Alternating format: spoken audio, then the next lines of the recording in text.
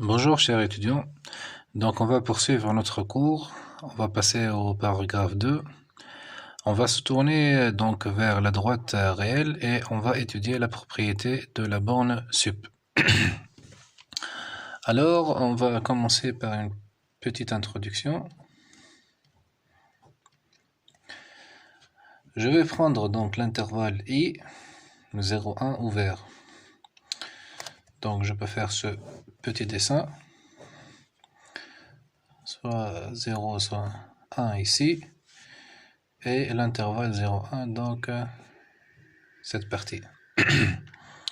Donc on a vu la notion de majorant et la notion de minorant. Donc si je prends un grand M ici et un petit m ici, alors M est dit un majorant de I si il vérifie la propriété suivante: quel que soit x appartenant à I, x est inférieur à grand M. Ok, et petit m est un minorant de I si il vérifie, quel que soit x appartenant à I, petit m est inférieur ou égal à tout x dans I. Donc on voit que on dit un majorant et un minorant. Donc le majorant et le minorant, on a vu qu'ils ne sont pas uniques. D'ailleurs, sur le dessin, on peut prendre un prime ici et un petit prime là, tel que prime est aussi un majorant et prime est aussi un minorant. Donc, il y a la question qui se pose: y a-t-il un majorant particulier et y a-t-il un minorant particulier? En fait, il y en a, et ceci nous amène à la définition suivante. Donc,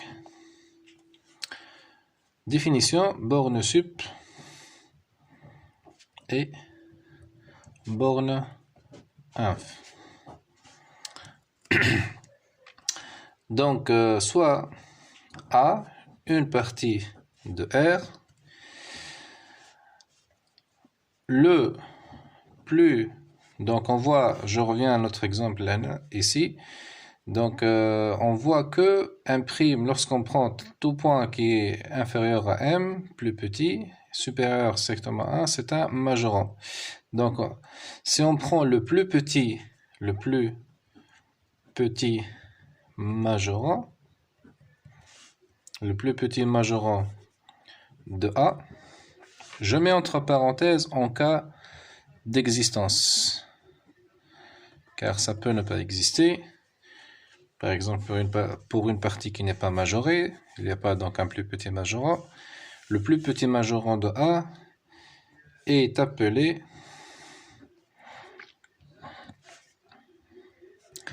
on l'appelle borne supérieure de A. Donc on note sup de A. Donc sup de A est le plus petit majorant en cas d'existence, bien sûr. De même, donc pour les minorants, on peut toujours prendre, si on prend un prime plus grand que M et M seconde qui est plus grand que M prime, sans atteindre cette borne, alors ça sera toujours un minorant. Ainsi, un minorant particulier, c'est le plus grand minorant de A. Bien sûr, je mets entre parenthèses en cas d'existence, est appelé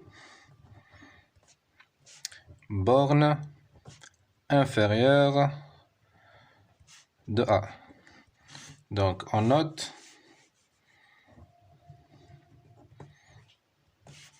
inf de A.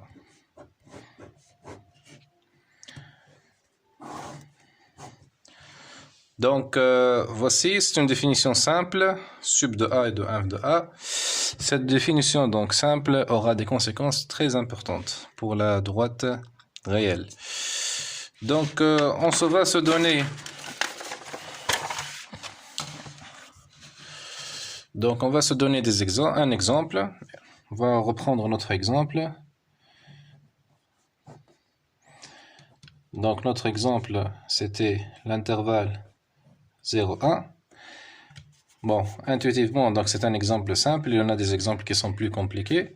Donc, dans notre exemple, on va démontrer que sup de i est égal à 1 et inf de i est égal à 0.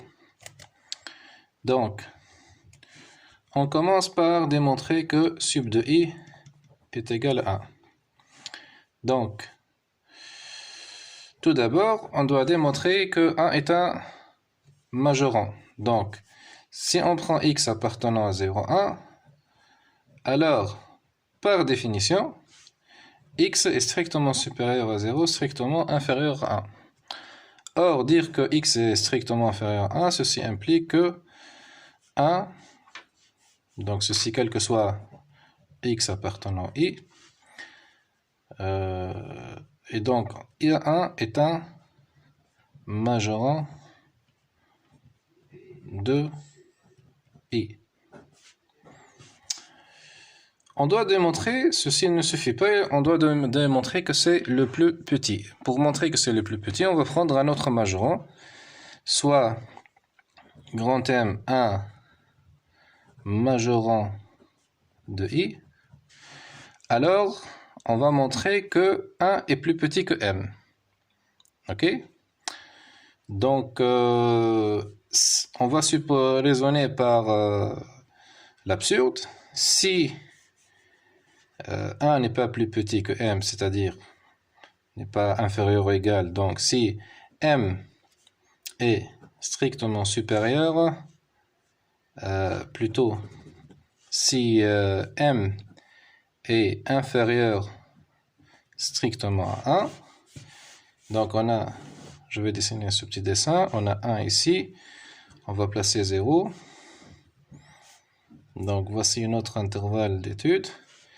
Donc si m est strictement inférieur à 1, on va démontrer que ceci est impossible. Donc si je place, donc il y a deux cas, m est ici, strictement entre 1 et 0, ou m est strictement inférieur à 0. Donc je vais appeler ça c'est cas 1 et ça c'est le cas numéro 2. Alors, cas numéro 1, c'est lorsque m est supérieur à 0, strictement inférieur à 1. Alors dans ce cas, m, on a dit m est un majorant. Dans le cas numéro 1, il va s'avérer que m n'est pas un majorant. Pourquoi? Parce que il y a un élément, si on prend 1 plus m sur 2, un élément qu'on va le placer ici. Donc m plus 1 sur 2, c'est le milieu entre 1 et m. Donc m plus 1 sur 2, il est strictement supérieur à m et strictement inférieur à 1. Et cet élément, il appartient donc à l'intervalle i. Ce qui contredit le fait que m est un majorant. Il est plus petit qu'un élément de i. Donc ceci n'est pas possible.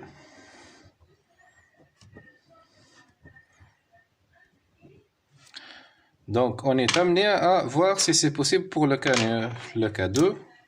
Alors le cas numéro 2, on va prendre m est strictement inférieur à 0.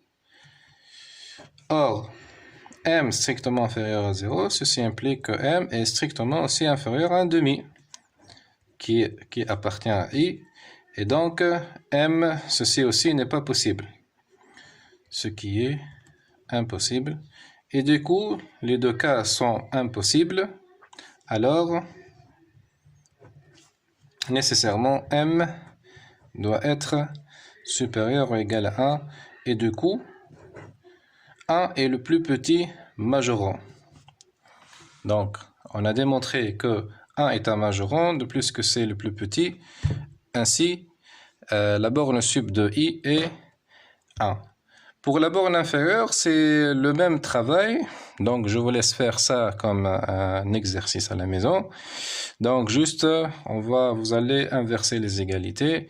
vous devez démontrer tout d'abord que 0 est un minorant. Ça, on peut directement le déduire de ça. Ensuite, vous devez montrer que c'est le plus grand minorant. Vous allez prendre un petit m qui est un minorant de i. Et donc, vous allez étudier le cas. Vous allez supposer que m est strictement inférieur est strictement supérieur à 0 et vous allez trouver que c'est impossible. D'accord. Donc, ça, c'est un exemple simple. Il y en a des exemples qui sont plus compliqués.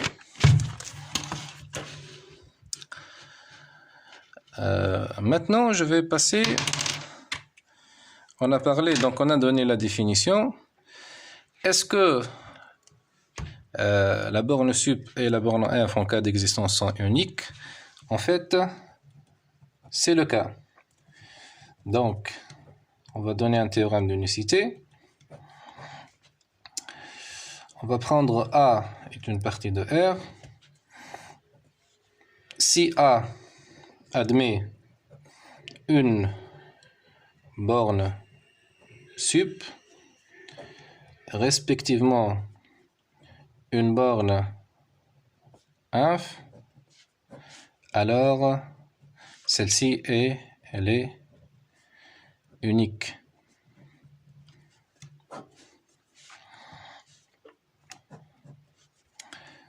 Bon, la preuve est simple. En fait, pour montrer l'unicité d'un objet, on suppose qu'il y a deux copies. Ensuite, on va montrer qu'ils sont égaux. Donc, soit alpha et alpha prime, deux bornes sup de A. La démonstration est similaire pour des bornes inf. Et donc, alpha et alpha prime sont deux majorants. Alpha et alpha prime sont des majorants de A. On a par la suite, donc alpha et alpha prime sont deux majorants. Alpha est une borne sup, donc c'est le plus petit majorant. Donc d'une part, alpha est inférieur à alpha prime. Et d'autre part, alpha prime est inférieur ou égal à alpha. Ici, on regarde alpha prime comme un majorant. Et donc ça, c'est sup de A, donc c'est le plus petit, nécessairement il est inférieur à alpha prime.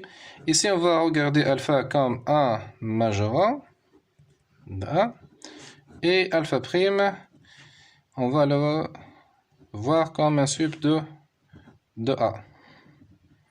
Et du coup, par antisymétrie, comme la relation d'ordre est antisymétrique, ceci implique que alpha est nécessairement égal à alpha prime. Ok.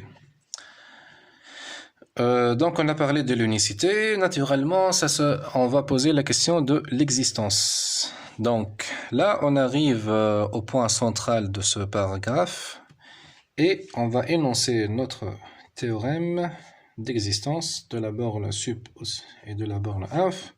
Ce théorème est connu sous le nom la propriété de la borne sup de R, ou la propriété de la borne sup tout court. Donc, qu'est-ce qu'il dit? Il donne une condition d'existence de la borne sup.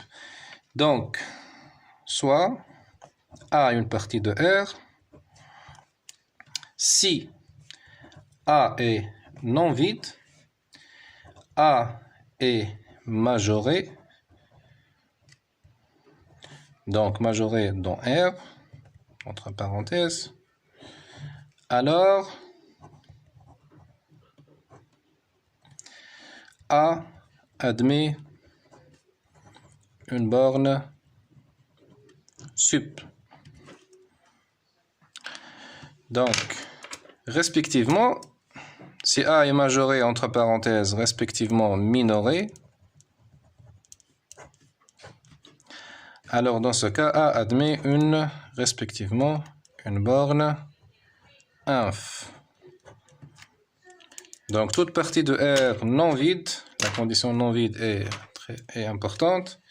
De plus majoré admet une borne sup et non vide minoré admet une borne inf. Donc, à propos de la démonstration,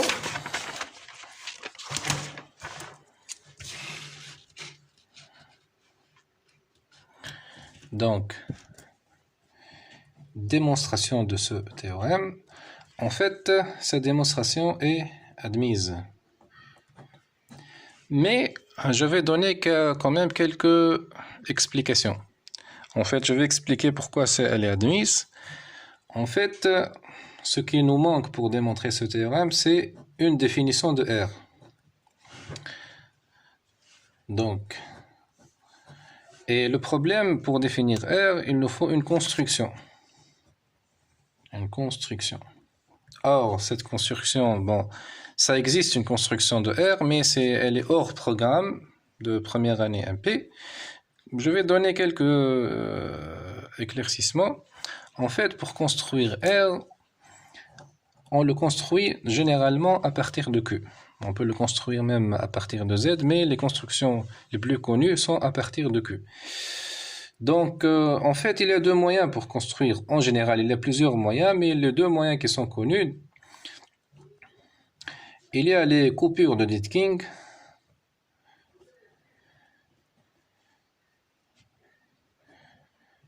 et il y a une autre construction en se basant sur les suites de Cauchy. Elle a été construite c'était la méthode de Cantor. Les suites de Cauchy, donc ça nécessite la notion de convergence pour des suites dans Q et définir qu'est-ce qu'une suite de Cauchy. Donc ça c'est hors programme. Et les coupures de Dedekind, ça se base sur la théorie des ensembles. En fait, Q est construit à partir de Z et Z est construit à partir de N. Et N, son existence est un axiome qu'on l'ajoute à la théorie des ensembles. Et à partir de N, donc on peut construire Z, ensuite Q, ensuite R. Donc tout ça, cette construction pour nous est une boîte noire. Donc, et du coup, on n'a pas une définition de R.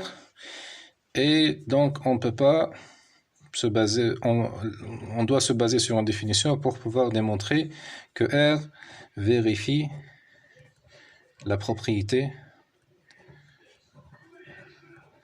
de la borne sup.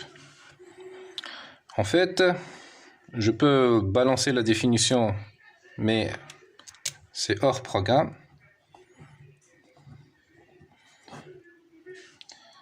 Je laisse ça pour les curieux.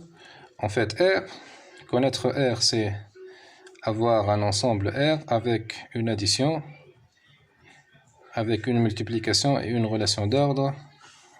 En fait, R, c'est tout ensemble qui possède une addition, multiplication, donc qui constitue un corps qui est totalement ordonné. Donc un corps totalement ordonné a aussi un sens. Vérifions la propriété de la borne sup. Donc à partir de cette construction, on montre que R vérifie la propriété de la borne sup et donc une définition de R est donnée. Il y a plusieurs définitions. Je ne vais pas parler de ça ici. Et on montre que toutes les définitions donnent un seul objet par isomorphisme pris. Bon, on ne va pas se casser la tête sur ça.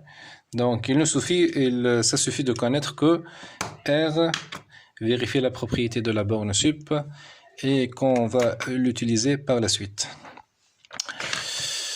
Je passe donc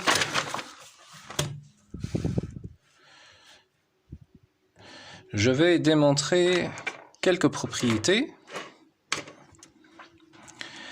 Je donne une première proposition.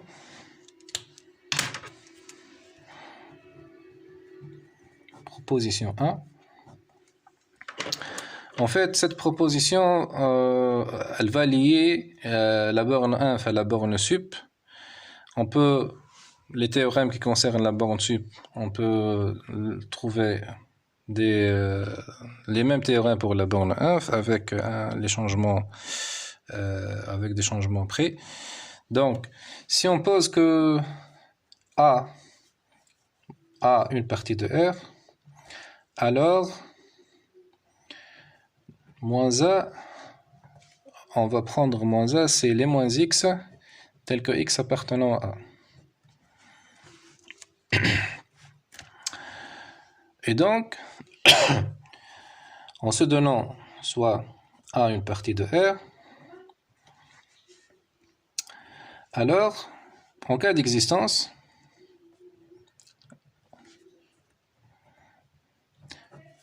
supposons que sup de A et inf de A existent, alors, sup, je commence par inf de A, on peut l'exprimer en termes de, c'est le moins sup de moins A. Donc la borne inf d'un ensemble, on peut la voir comme la borne sup d'un autre ensemble qui est moins A avec un signe moins 1. De même, le sup de A, c'est moins inf de moins A. Ok. La preuve. Donc, cette preuve n'est pas difficile. En fait, je vais montrer, donc je vais appeler ça 1 et ça c'est 2. Je vais démontrer 1 et 2, ça va être similaire. Donc, montrons que inf de A est égal moins sup de moins A. Bon, ceci donc équivaut à démontrer que moins inf de A est égal sup de A. Sup de moins A. Ok. Donc, je vais nommer alpha, c'est sup de moins 1. Ceci donc équivaut à dire que alpha est le plus petit majorant de moins 1. C'est-à-dire, quel que soit x appartenant à moins a, x est inférieur ou égal à alpha. Et de plus, alpha est le plus petit des majorants. Bon, cette condition, elle est ici. Est un majorant, donc j'explique ça, et le plus petit. Donc, ce ne sont pas deux conditions indépendantes. Je vais montrer donc que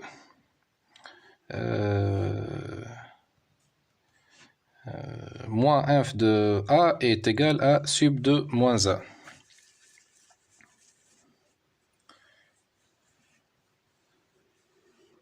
Ok. Donc, ou plutôt, je vais démontrer que inf de A est égal à moins sup de moins A, c'est-à-dire qu'il est égal à moins alpha. Donc, montrons que moins alpha est égal à inf de A. Donc, tout d'abord, si on prend x appartenant à A, ceci implique que moins x appartenant à moins A. Donc, moins x appartenant à moins A, c'est-à-dire que moins x est inférieur ou égal à alpha qui est sup de moins A.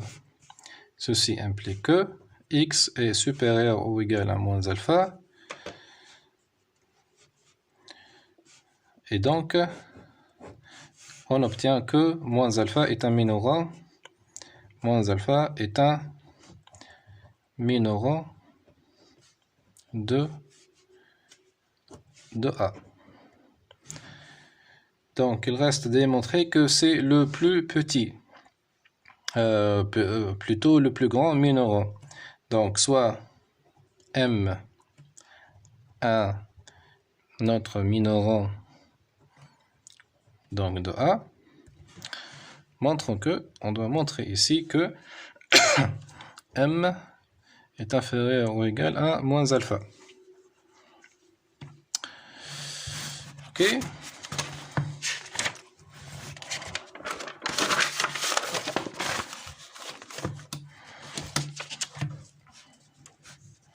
Donc, on doit démontrer, montrons que M est inférieur ou égal à moins alpha.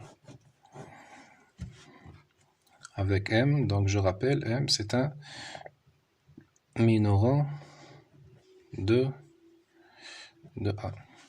Donc, minorant de A, ceci implique que quel que soit x appartenant à x, petit m est inférieur ou égal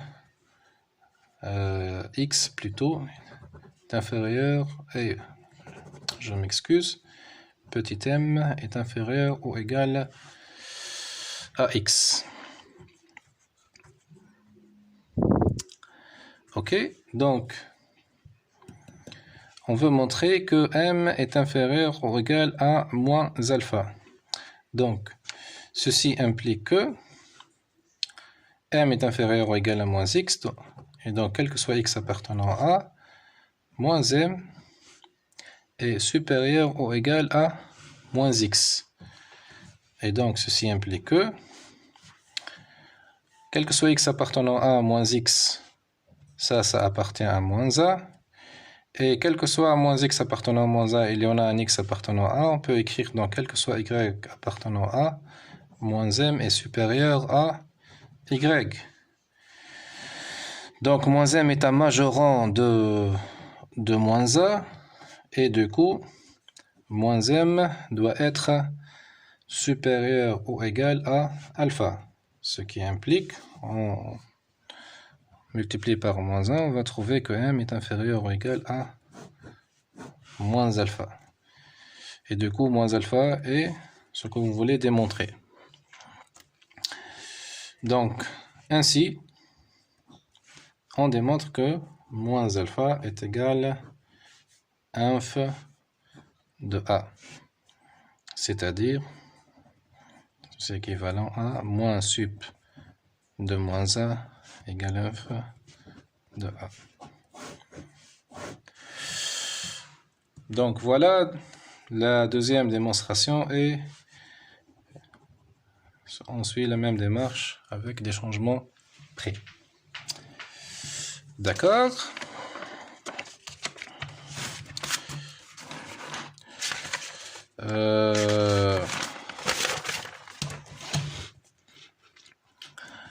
Donc voilà une autre propriété, proposition 2.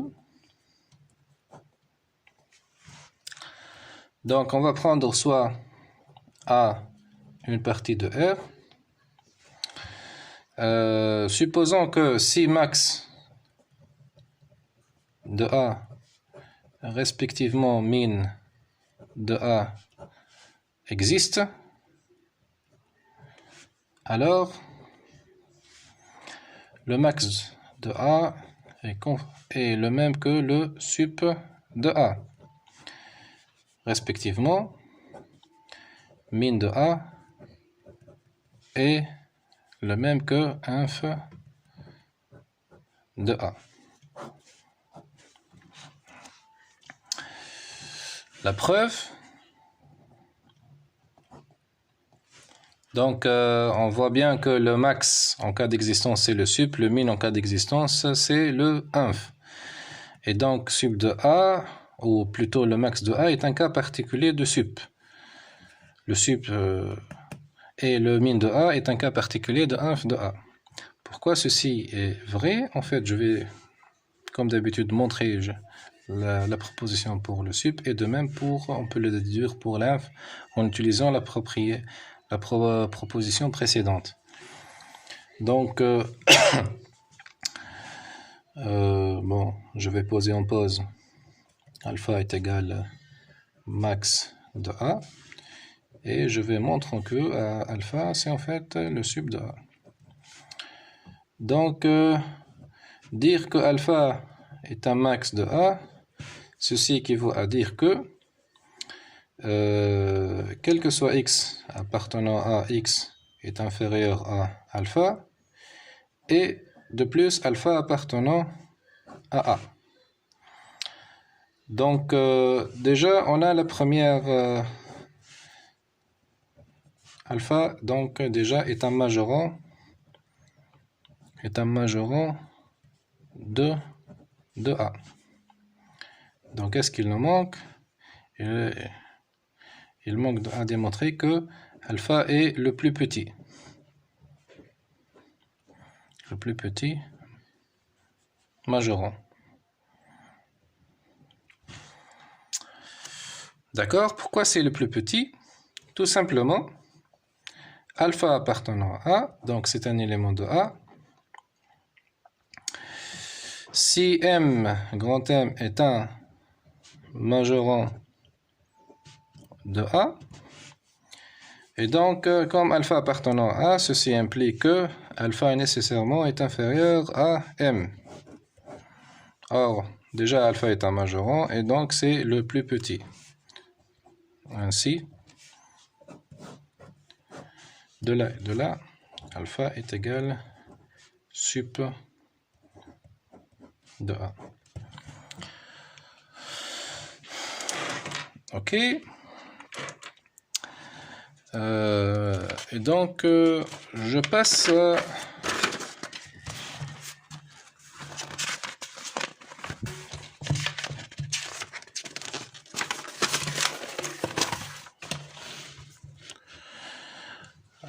passe maintenant à une caractérisation. Donc, je vais dire que c'est un théorème. La epsilon caractérisation de la borne sup.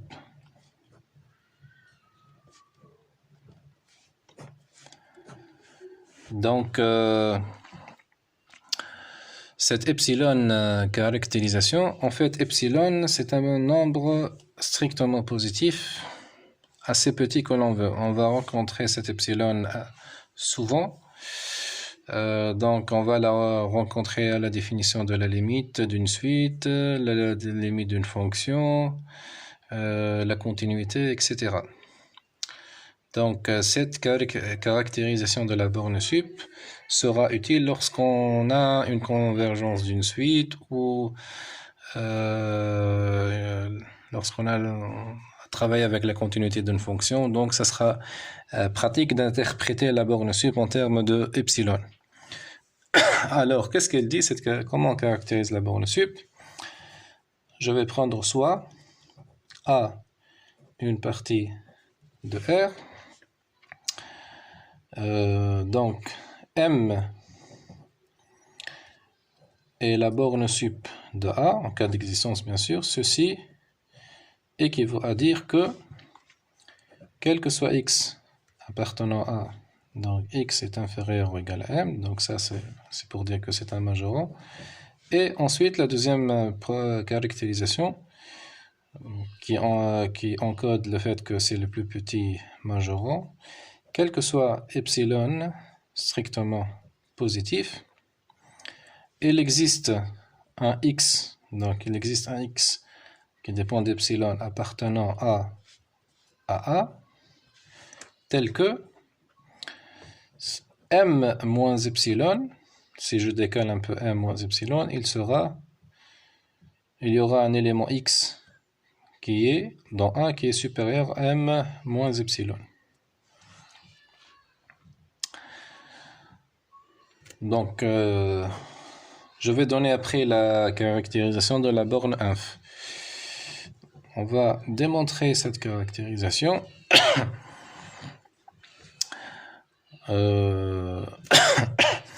Et donc, on va prendre m est égal sup de A, et on va développer cette définition. Donc, on a dit que A, m est un majorant, d'une part, et d'autre part m est le plus petit majorant. Donc on va faire un petit dessin.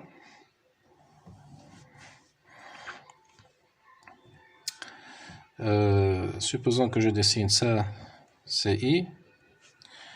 Et donc, je vais dessiner, disons ça, c'est la borne sup. Bon, on va l'appeler A. Et ça, c'est A. D'accord.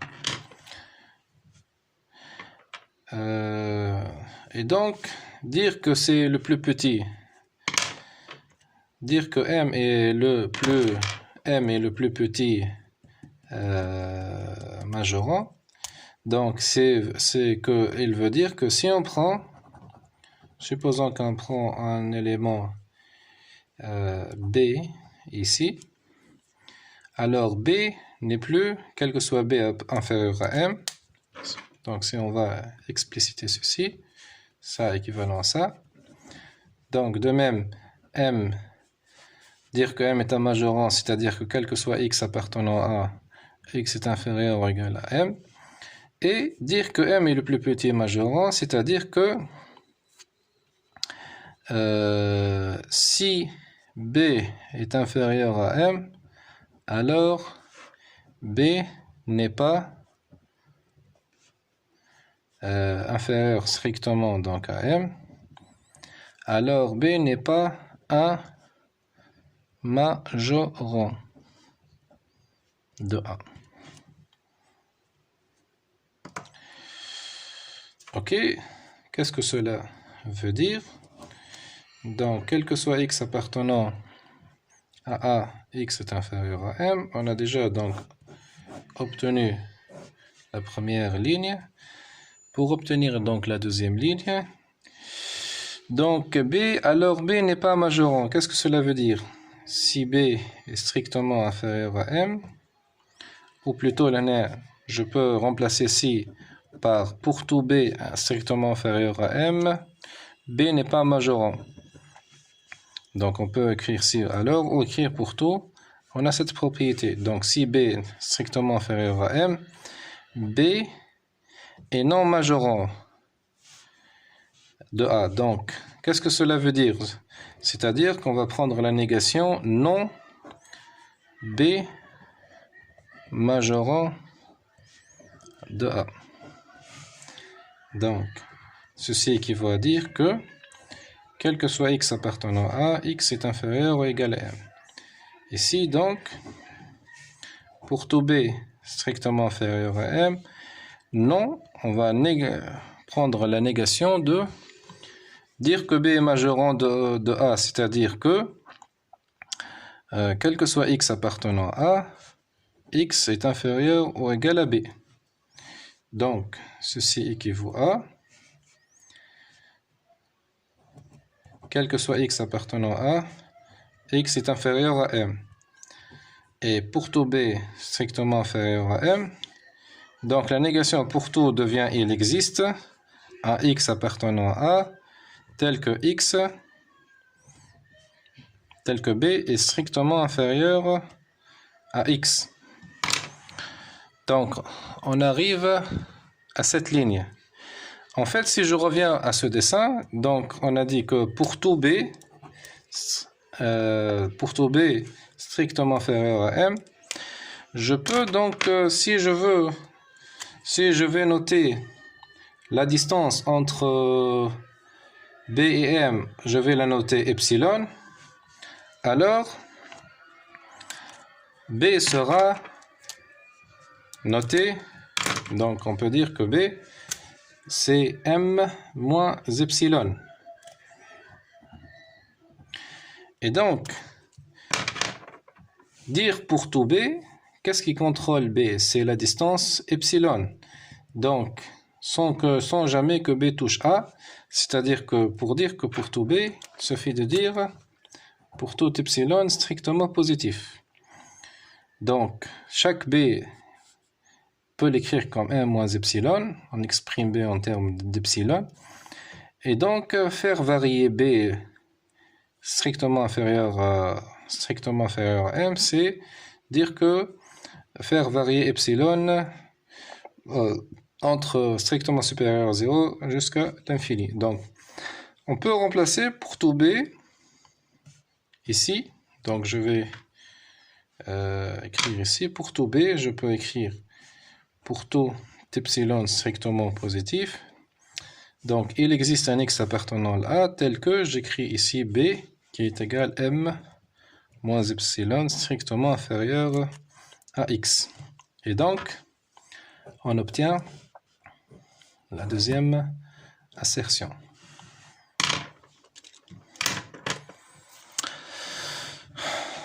Ok, donc cette caractérisation, elle est utile lorsqu'on va voir son utilité lorsqu'on travaille avec les limites de suite et continuité de fonction, etc. Ok.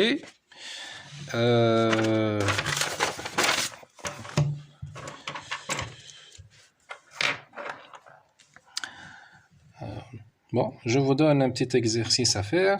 Ce sera une première question dans la série. Donc, si on prend A et B, deux parties de R, on définit A plus B, c'est l'ensemble X plus Y, donc c'est les sommes X plus Y, telles que X est dans A, Y est dans B. Donc, je vous demande de montrer que sup de A plus B est égal sup de A plus sup de B. Donc je vous laisse travailler cet exercice à la maison. Je parle donc application, comment on utilise cette borne sup. En fait, la borne sup, c'est le théorème de la borne sup. Son énoncé est un énoncé d'existence. En fait, il énonce qu'il existe un sup. Ainsi, on peut utiliser cet théorème, on peut l'utiliser pour montrer l'existence de quelques nombres particuliers ou quelques nombres vérifiant certaines propriétés. Par exemple, cet exercice sera, ce que je vais écrire ici, ce sera un exercice dans la série. Si je prends une fonction f de 0,1 vers 0,1, croissante, alors une fonction donc croissante, alors f admet un point fixe, c'est-à-dire qu'il existe un alpha appartenant à 0,1 tel que f de alpha est égal à alpha. Donc f, elle est définie sur 0,1, valeur dans 0,1, et de plus on suppose qu'elle est croissante. Nécessairement, donc f possède un point fixe. En fait, montrer l'existence de ce point fixe revient à montrer que alpha est un certain sup d'un ensemble bien choisi. Donc c'est ainsi qu'on montre dans plusieurs énoncés d'analyse l'existence de certains nombres. Enfin, je vais donc clôturer ce deuxième paragraphe. La propriété donc de la borne sup, je vais dire en résumé, c'est une propriété fondamentale de R. C'est une propriété fondamentale de R, ça fait partie des propriétés qui définissent R, qui sont dans l'ADN de R. En fait, on va démontrer par la suite que, je donne une petite remarque, Q ne vérifie pas la propriété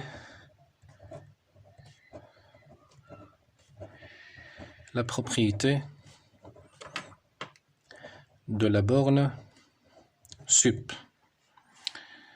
Donc Q ne vérifie pas la propriété de la borne sup. On va prendre l'exemple suivant. Si on prend donc A, une partie de Q, donc je vais prendre A, c'est les X dans Q, tel que X carré est inférieur ou égal à 2. Donc A, il est clair qu'il est non vide, car il contient 0. Donc 0 appartenant à 0 au carré est inférieur à 2. Et de plus, A est majoré. Donc, il est majoré par 3. Donc 3, c'est un élément de Q qui est majeur A. Ok, donc je veux dire ici, donc Q inter 0,1. Donc il faut écrire Q plus. Ok. Donc pour que ça soit exact, il faut qu'on se limite aux éléments rationnels positifs. Donc on va noter les rationnels positifs par Q plus. Et donc cet ensemble est majoré par 3. Par contre, A n'admet pas de borne sup. Bien sûr, il admet une borne sup dans R, mais il n'admet pas une borne sup dans Q. Donc, sup de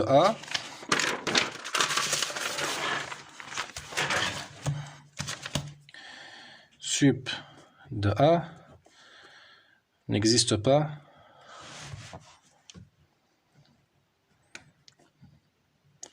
dans Q.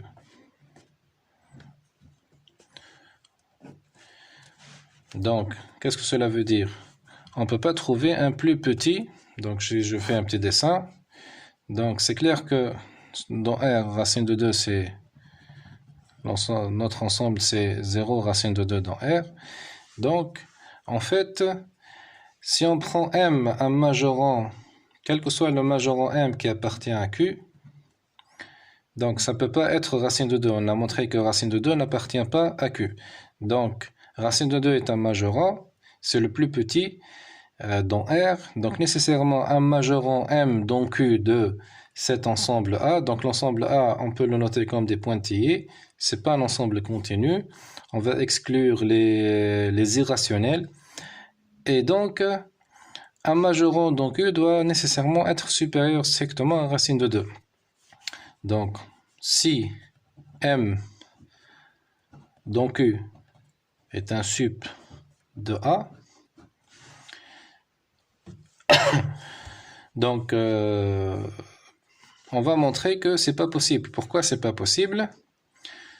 Donc, ceci implique que M racine de 2 est strictement inférieur à M.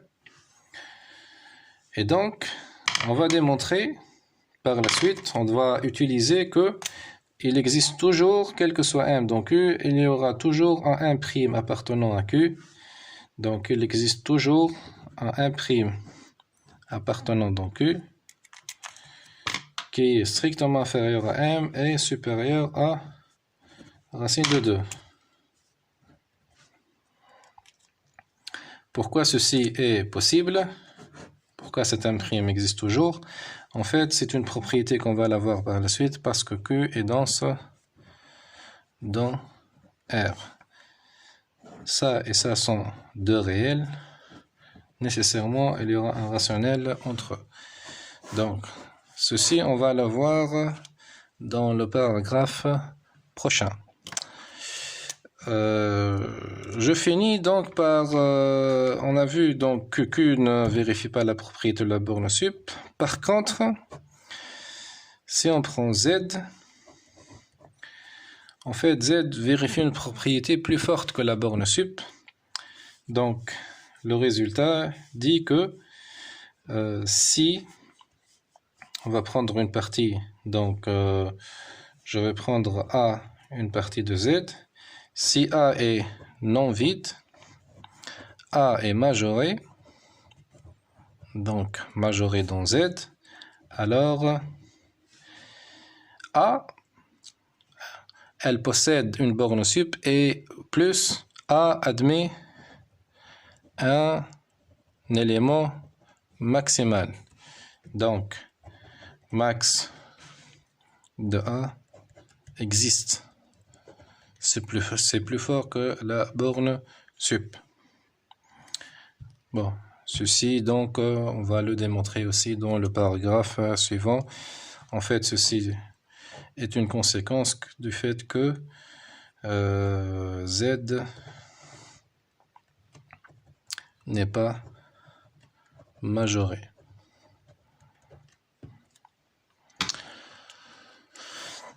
Donc voilà, on arrive à la fin de notre deuxième paragraphe. Donc si je fais un petit résumé de ce qu'on vient de voir pendant cette heure. Donc ce qu'il faut retenir, le théorème propriété de la borne sup.